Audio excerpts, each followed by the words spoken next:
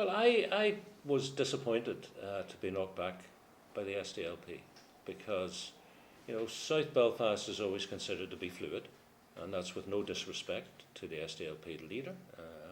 But people do look, and currently I suppose people are looking and saying, well, if Martina Muller should stand for Sinn Féin, what impact is that going to have? What impact is Anna Lowe going to have if she's standing for the Alliance Party? Well, I floated out the idea. I floated out the idea that when people were saying about pacts, that people were just assuming it's us and the DUP. Mm-hmm. Well, the DUP since May no longer represent the majority of unionism, so there are other pro-union parties who we might need to be talking to over the next 8 months. But why does it have to be a pact just with unionist parties?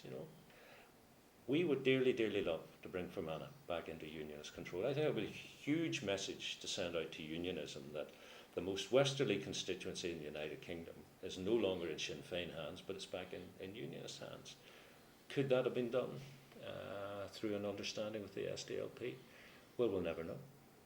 Okay. Would Lynda make a good elected representative? I think she'd make a very good elected representative.